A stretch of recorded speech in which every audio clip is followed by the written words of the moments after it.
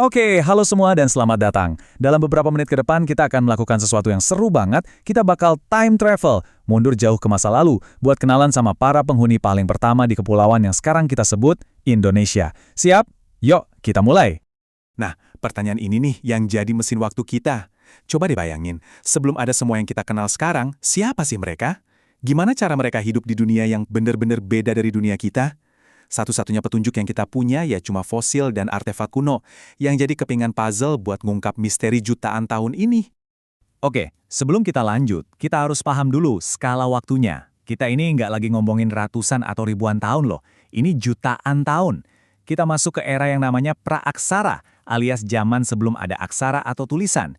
Jadi, satu-satunya buku sejarah yang bisa kita baca adalah bumi itu sendiri, lewat fosil dan artefak yang mereka tinggalin.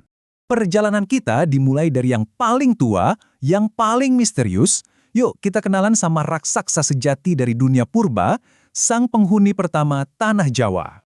Nah, ini dia. Anggap aja ini kayak kartu identitasnya. Lihat deh, namanya aja udah keren banget.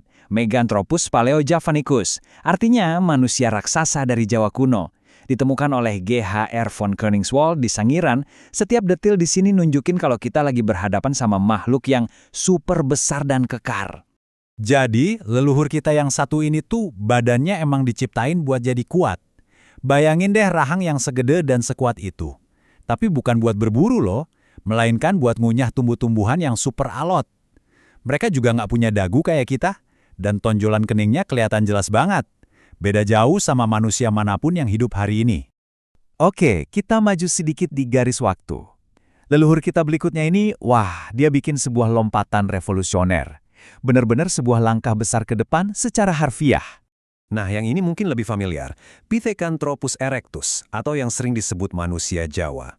Waktu ditemukan oleh Eugene Dubois, penemuan ini benar-benar mengguncang dunia sains. Kenapa? Karena kemampuannya buat jalan tegak. Ini adalah langkah pertama di jalan panjang evolusi menuju manusia modern. Jadi, apa artinya semua ini? Oke, ciri-ciri fisiknya emang masih kelihatan primitif, kayak tonjolan kening yang tebal itu. Tapi otaknya udah lebih besar. Dan dengan tinggi badan segitu, yang dirancang buat jalan jauh, mereka jadi pemburu dan pengumpul makanan yang jauh lebih efektif. Oke, sekarang kita sampai di kelompok terakhir, yang mewakili sebuah lompatan besar dalam hal kemampuan berpikir. Inilah titik yang membawa kita jauh lebih dekat ke manusia modern. Inilah fajar dari genus kita sendiri. Nah, disinilah percikan kejeniusan manusia mulai kelihatan. Kita bisa lihat otaknya makin besar, tapi giginya justru makin kecil. Mungkin karena mereka udah mulai pinter, udah bisa pakai api buat masak. Dan yang paling penting, mereka hidup dalam kelompok yang lebih terorganisir. Mereka bukan lagi sekedar bertahan hidup, tapi udah mulai berpikir, berinovasi, dan membangun sebuah komunitas.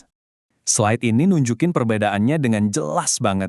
Coba deh lihat perbandingan kapasitas otaknya. Dari maksimal 1300 cc, lompat jadi bisa sampai 2000 cc. Ini bukan sekedar perubahan kecil ya, ini tuh revolusi kognitif. Inilah yang memungkinkan mereka bikin alat-alat yang lebih canggih dan akhirnya menguasai api. Eits, tunggu dulu. Tepat pas kita mikir ceritanya udah mulai jelas dan lurus, sebuah penemuan di tahun 2003 di Pulau Flores benar-benar bikin geger dunia ilmiah. Penemuan ini seolah-olah menulis ulang sebagian bab dari cerita evolusi manusia. Jadi, para ilmuwan ini nemuin sisa-sisa kerangka manusia dewasa, tapi tingginya cuma segini, 100 cm. Kebayang nggak? Tingginya cuma setara anak kecil, padahal ini adalah individu dewasa.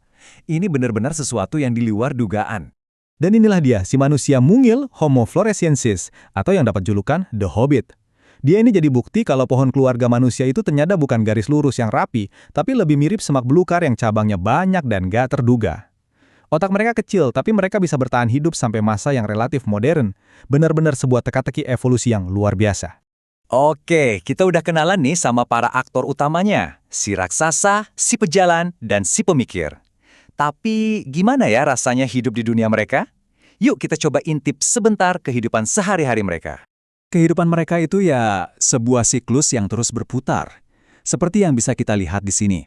Pertama, mereka berburu dan mengumpulkan makanan. Kedua, mereka menciptakan alat dari apapun yang ada di sekitar. Batu, tulang, kayu. Dan ketiga, mereka hidup nomaden, selalu berpindah-pindah ngikutin sumber makanan. Mereka nggak mengendalikan alam. Mereka jadi bagian dari alam. Terus beradaptasi supaya bisa bertahan hidup. Terus apa sih yang bisa kita pelajari dari mereka? Ternyata nilai-nilai inti yang kita anggap sebagai manusia, kayak kerjasama, ketahanan waktu menghadapi kesulitan, dan kreativitas buat memecahkan masalah, itu semua akarnya udah ada sejak awal banget. Fondasi dari siapa kita hari ini itu diletakkan oleh mereka jutaan tahun yang lalu. Nah, sebagai penutup, coba deh kita renungin bareng-bareng gimana perjuangan dan kemenangan mereka jutaan tahun lalu itu masih terasa relevan di dunia kita yang modern ini. Sifat-sifat mana yang masih kita bawa sampai sekarang? Menarik kan buat dipikirin? Terima kasih banyak sudah bergabung dalam penelusuran ini.